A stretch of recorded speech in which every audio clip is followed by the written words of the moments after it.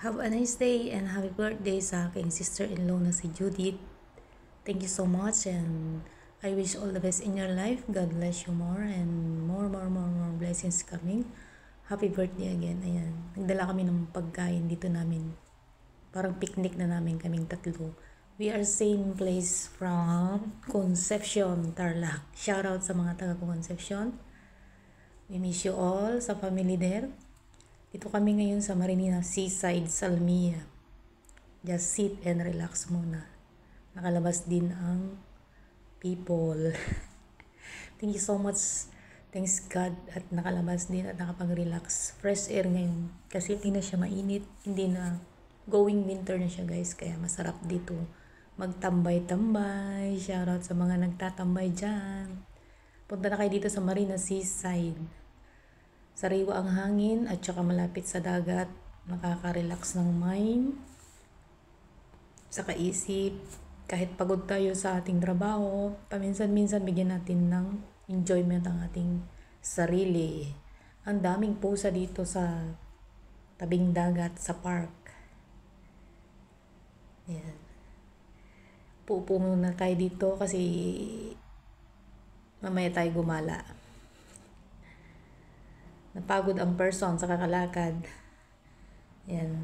Habang kumakain, video muna. Dito tayo sa Marina Seaside. Salmia, maganda dito.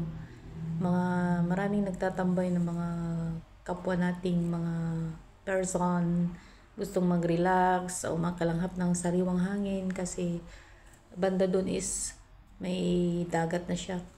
It means talagang dagat. Maganda. Tapos ang weather ngayon is moderate. Itong pusa na ito sumasama pa hanggang dito. Binigyan ko ng pagkain. Sinundan kami hanggang sa papunta kami ng tabing dagat.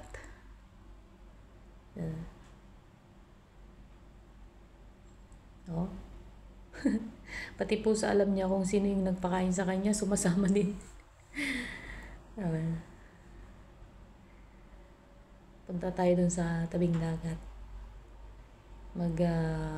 Relax ng mind. Tsaka tingnan natin yung alon. Pakinggan natin yung alon ng dagat. Dalampasigan.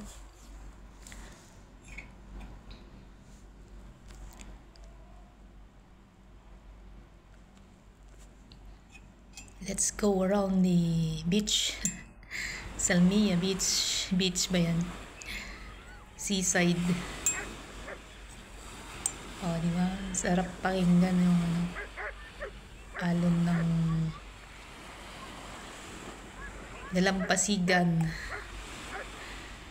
Sarap maligo kaso wala naman kami kasing dalang damit at saka kailangan meron kang bihisan dito ay wala naman. Walang public na pwede kang maligo, pwede kang mag-shower sa after ng dito sa maligo sa dagat. Yung mga nandito malapit sa bahay nila pwede silang maligo dyan, sila nagre-relax. Kasi maganda talaga yung tubig at saka yung climate, kaya nag-i-enjoy sila. Ayan, thank you so much and thanks God always. At nakapag-relax din. Bira lang naman kasing nagdi-day off ako. Ayan, sarap magtambay kaso di tayo pwedeng magtambay ng matagalan. Yes, enjoy. Thank you so much and God bless us all.